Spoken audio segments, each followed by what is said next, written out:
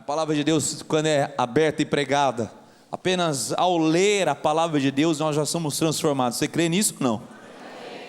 Então, seja transformado e transformada pela palavra do Senhor. Mateus capítulo 11, versículo 28. Mateus 11, versículo 28, o 29 e o 30. Venham a mim, todos vocês que estão cansados e sobrecarregados, e eu os aliviarei.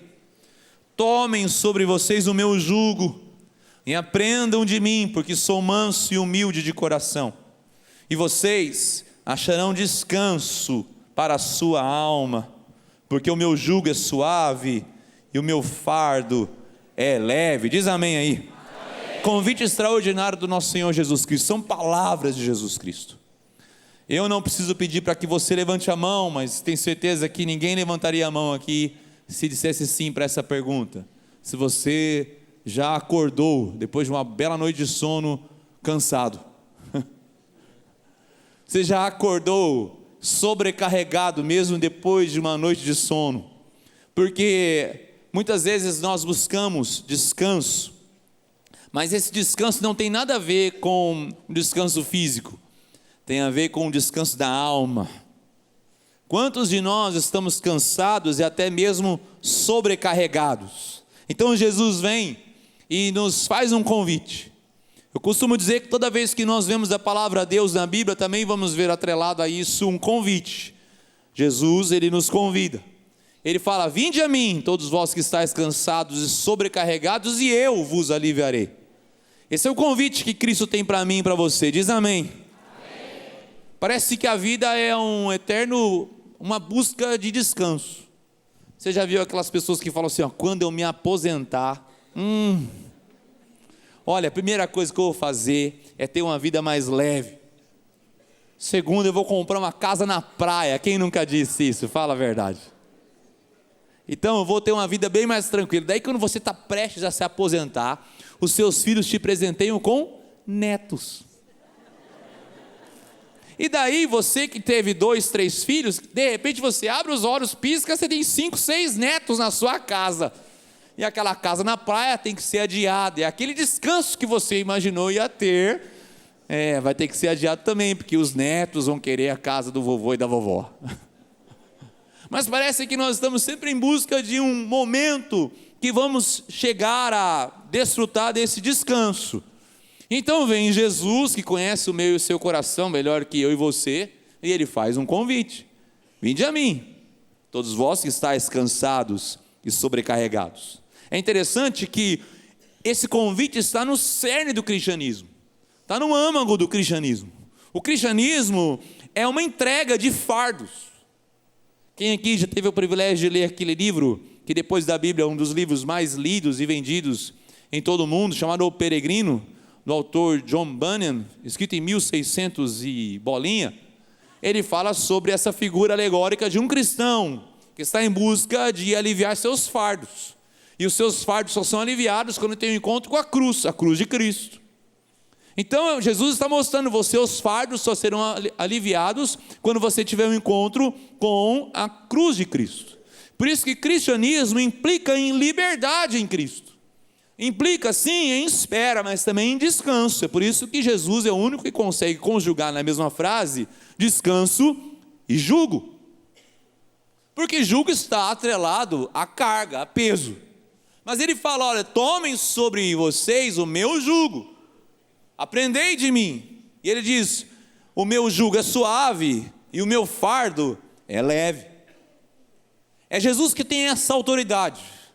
A primeira característica desse convite de Jesus é que todos, de certa forma, direta ou indireta, somos carregados, estamos sobrecarregados, estamos cansados. Isso só aponta a nossa necessidade profunda de descanso. Certa vez eu li uma frase dizendo: ninguém naufraga por carregar a carga do dia, só naufraga por tentar carregar a carga de amanhã. Está o cerne da ansiedade. O coração ansioso sempre está tentando resolver um problema que nem mesmo ainda chegou, que nem mesmo é concreto. O coração ansioso está sempre na frequência do amanhã, e esse amanhã não chega, essa preocupação chega antes mesmo do dia de amanhã. Ele está falando, ninguém vai naufragar se você carregar a carga do dia. O próprio Senhor Jesus Cristo, no seu Evangelho de Mateus, ele fala no seu Sermão do Monte que você e eu temos que aprender a descansar em Deus, porque cada dia trará o seu mal, mas também trará a sua graça e a segurança de que Cristo está conosco. Ou seja, a grande questão é que nós nos sobrecarregamos de coisas, de afazeres. Geralmente temos a ideia de que descanso e satisfação vai ser alcançado por 3 formas. Primeiro, pelo sucesso profissional. Então, quando alcançarmos aquele sucesso profissional, então você vai poder desfrutar de um certo descanso. E parece que quanto mais você cresce profissionalmente, menos descanso você tem. Parece que é é a fórmula inversa. Quanto mais você trabalha, mais você cresce, menos descanso você tem.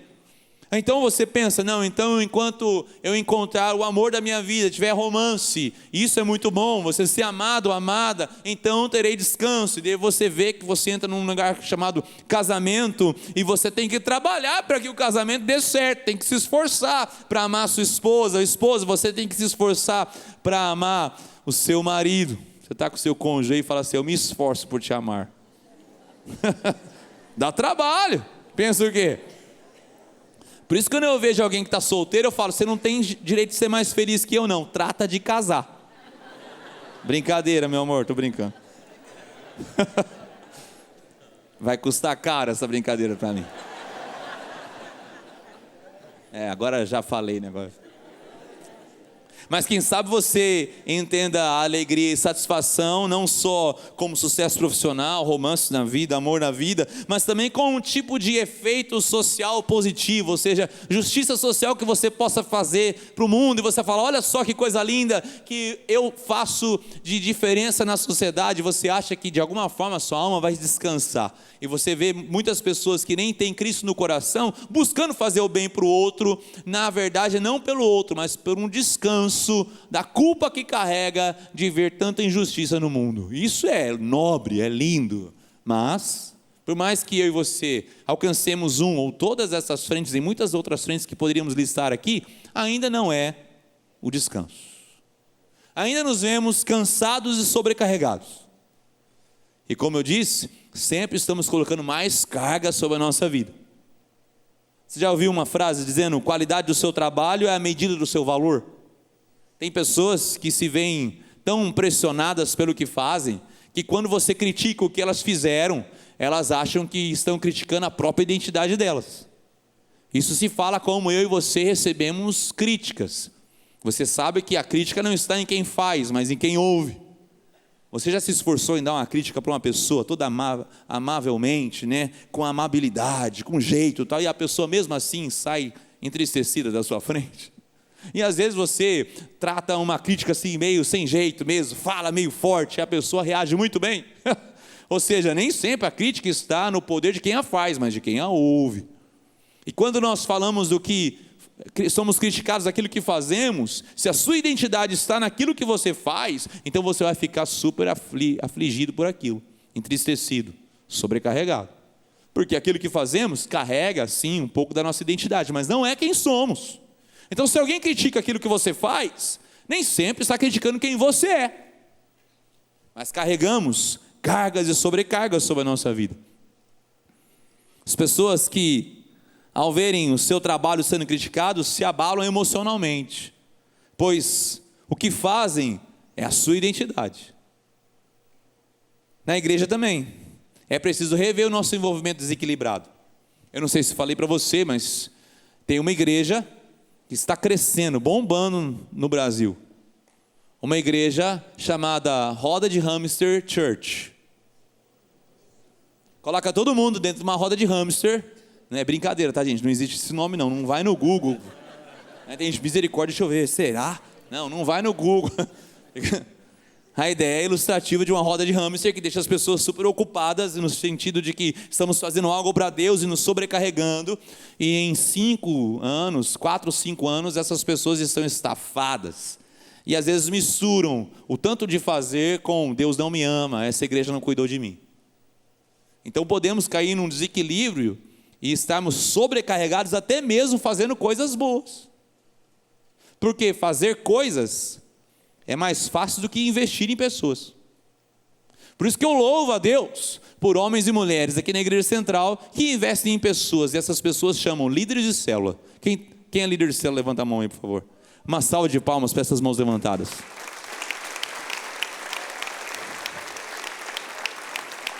Não que não tenhamos outras pessoas investindo em pessoas também, mas líderes de célula investem diretamente o seu esforço, seu tempo, sua dedicação a abençoar pessoas.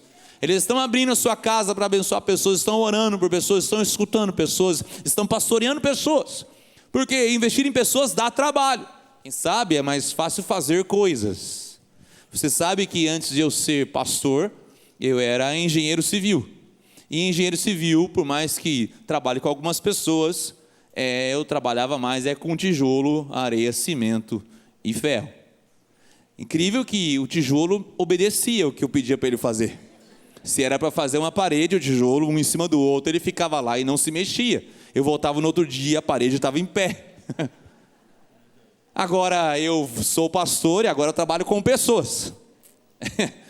E são tijolos vivos, né? Você pede para construir assim, amanhã já estão todos destruídos. E você continua construindo. Eles teimam em não ficar no lugar que a palavra do Senhor diz para que eles ficassem. Porque construir coisas era muito mais fácil do que construir pessoas.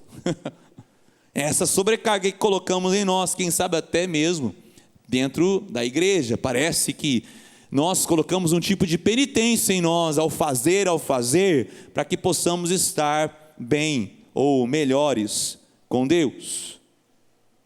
Mas daí vem Jesus e nos faz um convite. Vinde a mim, todos vós que estáis cansados e sobrecarregados, e eu vos aliviarei. É fato que esse convite é para cada um de nós. Mas o convite continua. E aqui ele mostra que há uma demonstração do caráter desse convite. Do que se trata esse convite? E o texto continua no versículo 29. Tomai sobre vós o meu jugo e aprendei de mim. Como eu disse, só Jesus pode conjugar a palavra jugo na mesma frase em que está a palavra descanso. Como você pode colocar algo que mostra e demanda carga e sobrecarga e peso com a palavra descanso, alívio para a sua alma? Somente o Senhor da nossa vida pode fazer isso. Na verdade, esse caráter de descanso não está ligado a uma rede de balanço ou uma cama confortável, mas está ligado ao uso do jugo. Jugo, eu imagino que você saiba, mas era um instrumento usado para conectar o pescoço de animais, geralmente bois, que carregavam cargas nos tempos agrícolas. Até hoje você pode ver algumas regiões ainda usando esse tipo de instrumento.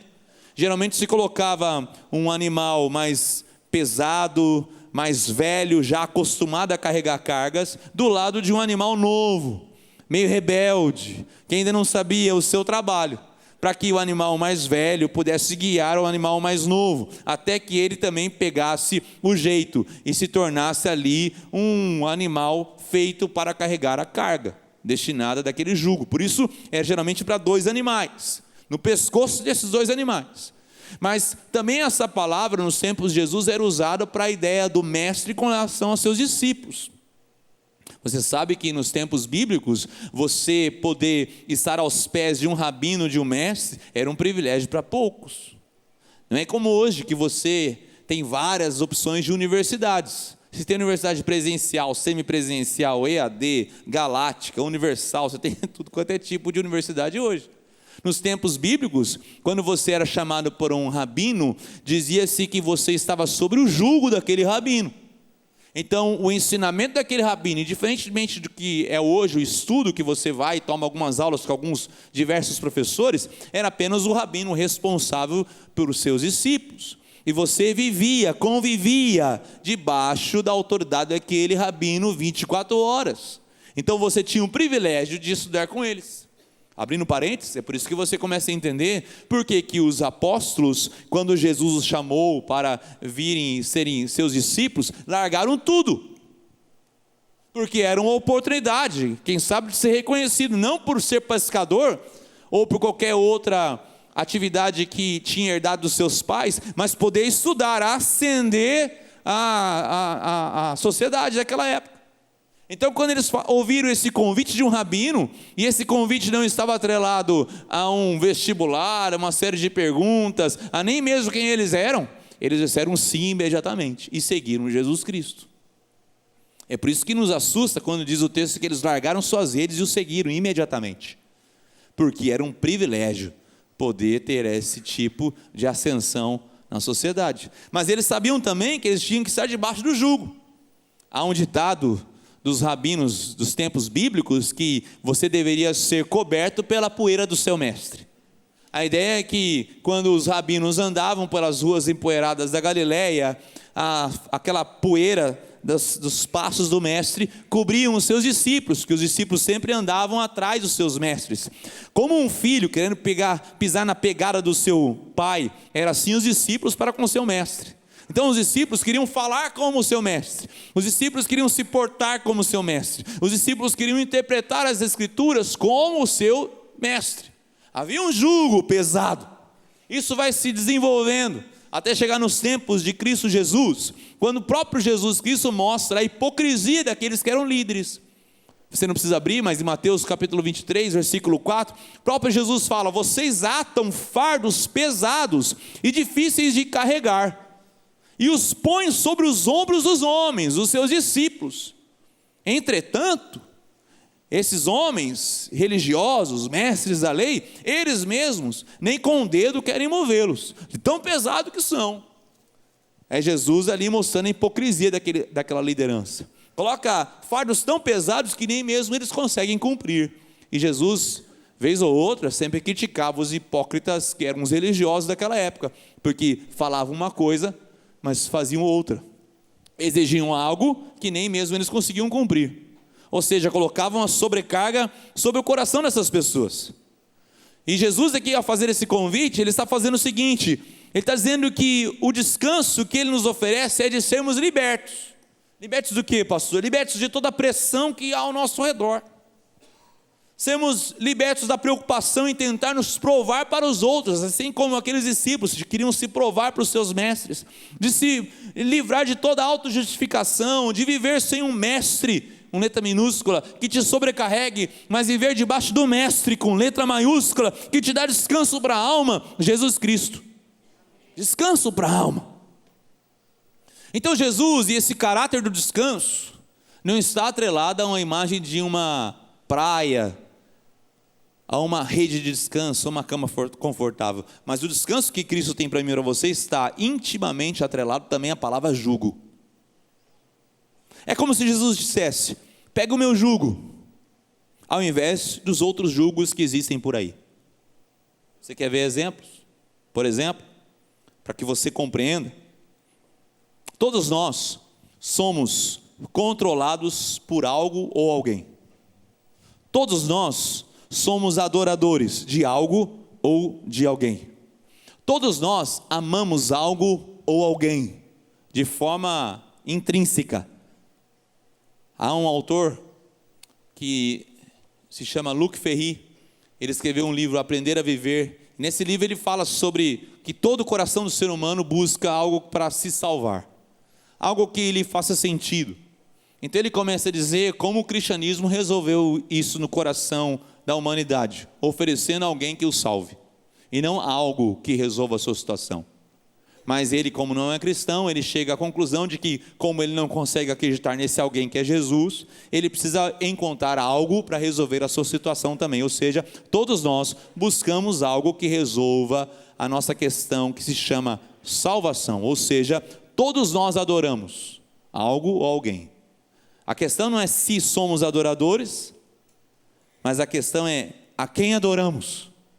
A questão não é se temos um jugo sobre a nossa vida, mas a questão é quem tem colocado esse jugo sobre o nosso coração. Por exemplo, se você vive para o seu cônjuge, Se a sua vida se resume ao seu cônjuge, você terá problema se essa pessoa, por exemplo, for desleal a você. Se você vive para o seu cônjuge, você terá problemas de receber críticas dessa pessoa. Ah, pastor, vamos para outro exemplo, porque você já se deu mal aí com a sua esposa hoje?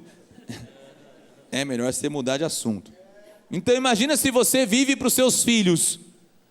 E, vez ou outra, nós encontramos pessoas que falam assim: eu vivo, a minha vida são os meus filhos. A minha vida são os meus filhos. É algo de bom, mas algo de muito errado, misturado na mesma explanação sua. É claro que nós amamos os nossos filhos e daremos a nossa vida por eles. Mas, se você vive para os seus filhos, você vai querer dirigir a vida dos seus filhos. Se você vive e seus filhos são sua vida, quem sabe quando eles se casarem, eles vão se casar apenas ao sair de casa, mas emocionalmente você nunca vai dá-los ao casamento. Porque nós vemos muitas famílias assim, que não cortaram o cordão umbilical dos seus filhos ainda, porque seus filhos são a sua vida, e você não se vê sem eles. Mas os filhos não foram dados a nós como herança do Senhor para que eles permaneçam em casa. Eles têm que criar asas e voar, irmão. E você e eu, como pai, somos responsáveis de treiná-los enquanto estão debaixo das nossas asas. Mas até a natureza sabe disso. Você já viu programas de natureza mostrando os animais, por exemplo? Você vê as águias, que quando chega no tempo determinado, ela começa a colocar espinhos dentro daquele ninho, e o ninho vai se diminuindo para que os filhotes se tornem desconfortáveis. O Gabriel está com 16 anos, quando chegar ali nos 23, eu vou começar a deixar ele meio desconfortável já. Você vai colocando alguns espinhos, deixando desconfortável, está na hora de bater asa, e quando não bate asa por si só, aquela águia pega o seu filhote e o lança penhasco abaixo. Imagina, eu não estou pedindo para você fazer isso não, calma. O pastor mandou sair de casa, sai, não. Calma, não é isso, calma. Tá bom? Não faça nada precipitado antes de você orar bastante, tá bom? Que depois o irmão vendo a roda de Hamster Church no Google ali, eu fiquei assustado. Agora, se você vive para o seu trabalho, por exemplo, o jugo do seu trabalho está sobre você e ele te comanda, ele te direciona. Por mais que você fale, eu amo Cristo Jesus, mas o trabalho é o jugo sobre os seus ombros, esse peso, esse fardo. E tem pessoas que dizem, olha, eu vivo para trabalhar, trabalho é a minha arte, é o que eu amo fazer, glória a Deus, mas tudo tem que ter equilíbrio. Então você tem que ter o seu tempo de descanso. Agora, falar a verdade, tem gente também que ama descansar também, né? Descanso é minha arte, pastor, eu amo descansar. Nossa, peraí, para isso eu tenho que fazer outro tipo de sermão, fica para outro dia, tá? Você fala assim, volta no outro dia. Ou seja, nós temos que entender que o trabalho dignifica, claro, é valoroso, mas também temos que entender que ele pode ser um jugo, ele pode ser um mestre sobre a nossa vida. E o que falar da religião, por exemplo?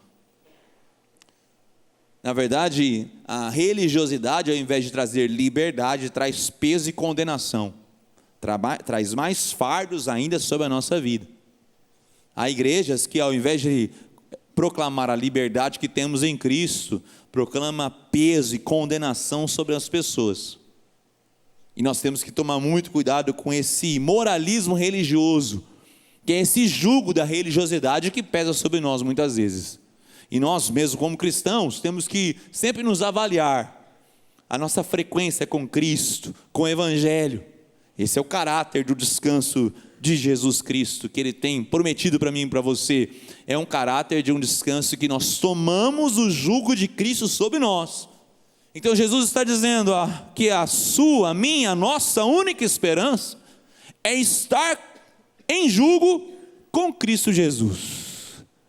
Jesus é aquele que nos guia, aquele que nos comanda. E Ele fala que o seu jugo é suave, o seu fardo é leve. Assim, um preço a ser pago. Ser cristão, há um preço a ser pago. Há um jugo, há um fardo a ser carregado. O seu testemunho, dizer não para algumas coisas, dizer sim para outras, exercer a misericórdia, a justiça, a graça, o perdão, Perdão. Como é difícil exercer o perdão. Como é difícil exercer um valor cristão que é o contentamento.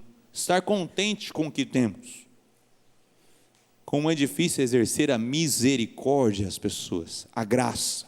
Nós queremos é condenação, nós queremos é fardos, julgos. Nós não queremos a graça e a misericórdia. Você lembra de Jonas, quando foi enviado para Nínive e desviou sua rota? Mesmo assim, Deus o traz a Nínive através de uma linda embarcação que se chama Grande Peixe. E esse grande peixe o vomita na praia de Nínive e ali ele prega o evangelho para aquela cidade. Mas descontente, porque ele queria o peso, a condenação dos ninivitas, ele pede a morte a si mesmo. Ele evidencia que o nosso coração está enraizado dentro de nós, é a desgraça. Pensa num povo que gosta de desgraça, é a gente. Meu Jesus, como a gente gosta da desgraça alheia. A gente se preocupa, a gente olha, a gente vê, a gente quer saber tudo. Porque está ligado ao nosso coração a condenação, esse moralismo religioso, esse jugo da religiosidade. Mas Jesus fala assim, olha, não importa, algum jugo estará sobre você. Como saber qual jugo que pesa sobre mim? Eu costumo dizer que eu e você temos que seguir os rastros. Siga os rastros e você saberá quem está sentado no trono do seu coração. Um exemplo. Quanto tempo você gasta em A, B, C, D coisas? Você vai ver que se você seguir o rastro do seu tempo, da sua agenda, vai ter um mestre sentado no trono, que é aquele que coloca um jugo sobre você. Outro exemplo, siga os rastros de quanto você vê o seu dinheiro, como você vê o seu dinheiro, como você investe o seu dinheiro. Você seguindo os rastros, você verá que há um Deus sentado no trono, e que muitas vezes não é o Deus que nós clamamos como Senhor da nossa vida, Jesus Cristo. Siga os rastros da sua vida, e certamente Deus vai te mostrar quem está sentado no trono do seu coração.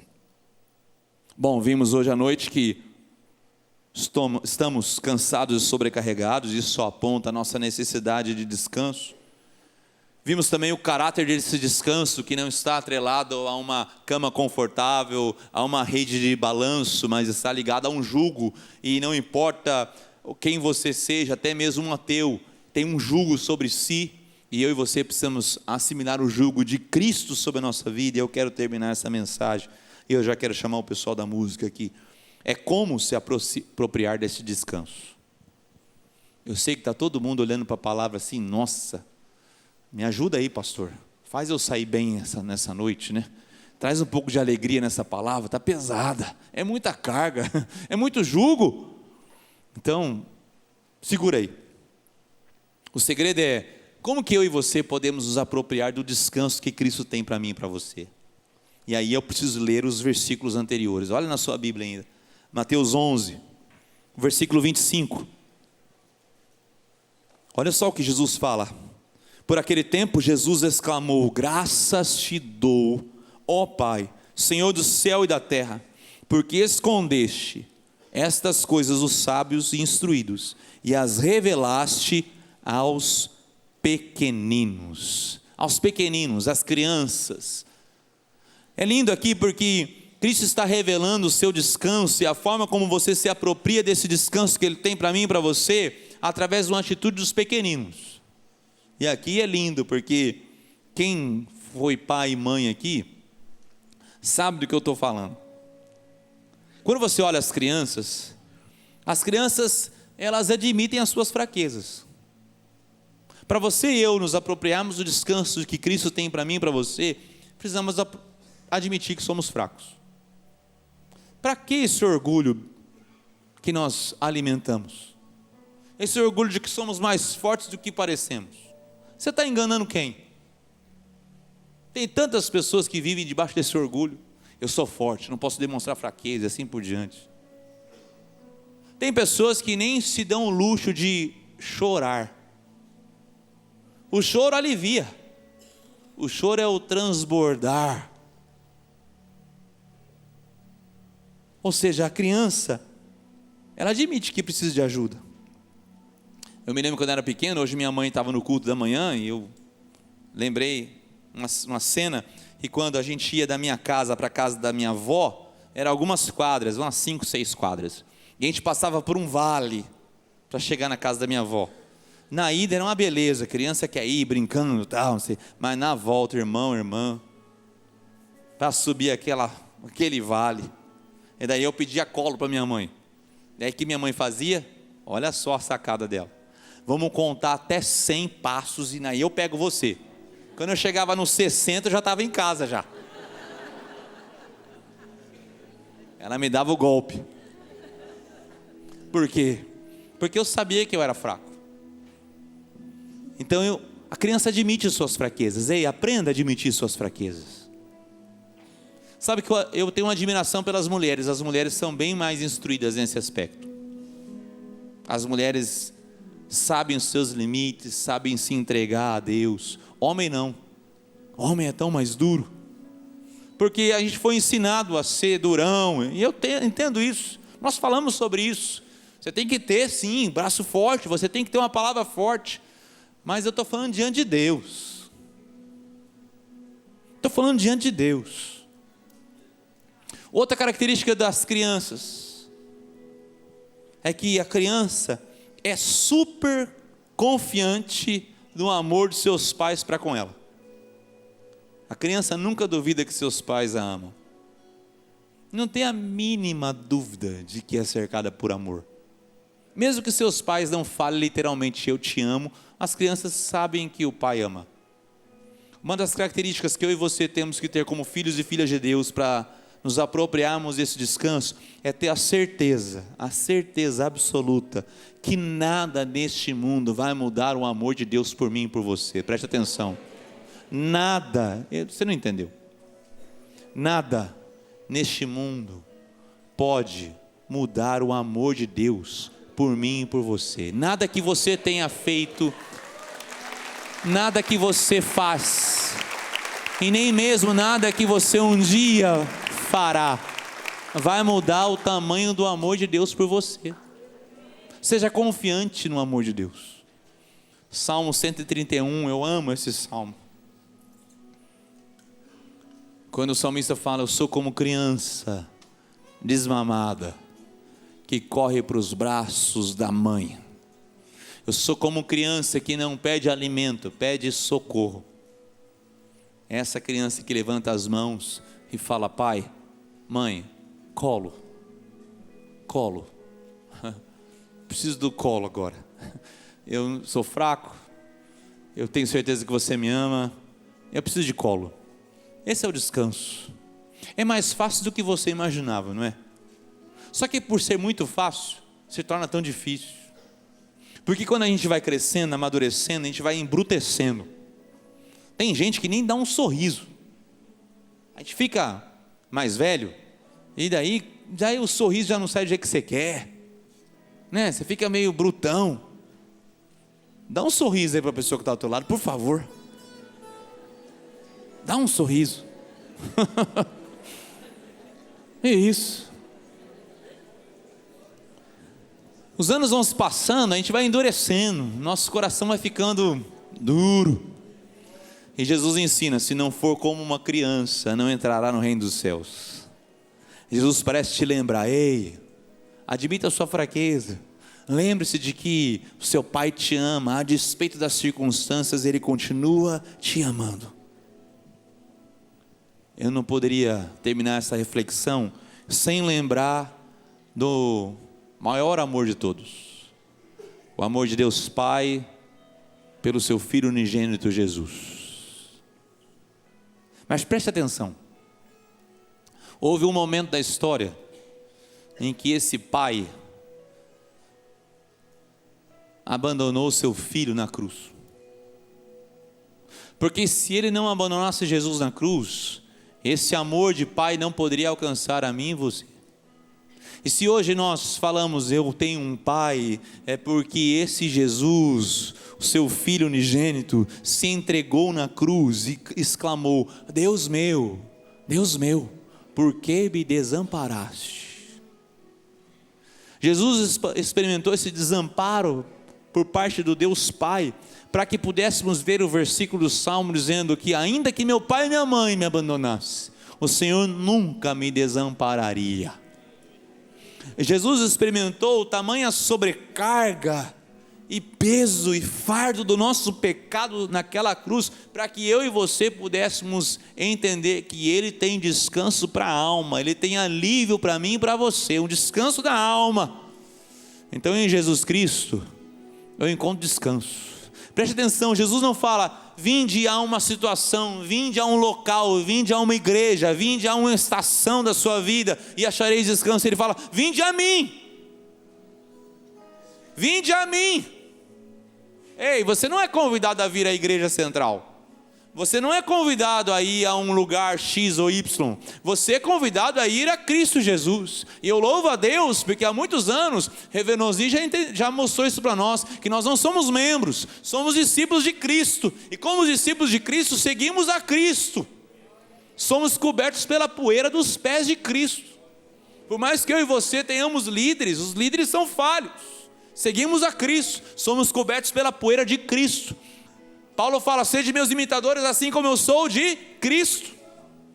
É caminhar com Cristo, ser coberto pela graça transformadora de Cristo, é ser mais parecido com Cristo. Se Cristo estivesse andando aqui, eu queria pisar onde Ele pisou. Se Cristo estivesse aqui, eu queria sentar onde Ele sentou, falar como Ele, imitá-lo em tudo, seu amor, por mais difícil que fosse, porque Ele tem descanso para a nossa alma. E olhe, os discípulos, a história conta que esses discípulos não encontraram uma casa à beira do mar da Galileia para repousar.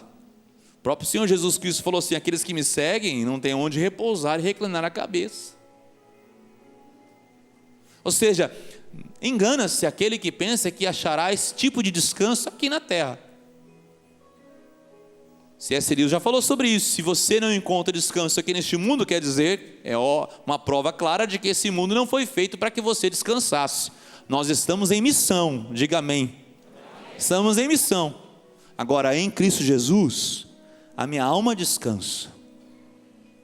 O autor aos Hebreus, citando o povo no Velho Testamento no deserto, falou que aquele povo peregrinava em busca da terra prometida, da terra de Canaã, e mesmo quando chegaram lá, não houve descanso, eles tiveram que batalhar, lutar, para entrar, conquistar aquelas regiões. E eles falam, o autor fala, Canaã não é esse descanso celestial eterno, é uma figura, uma imagem do que verdadeiramente virá. Então Jesus, ele pode falar o seguinte, eu garanto descanso para você hoje, agora, aqui, da sua alma, mas eu tenho um descanso ainda muito maior e completo e pleno, que vai acontecer durante toda a eternidade. Vinde a mim, todos vós que estáis cansados e sobrecarregados, e eu vos aliviarei.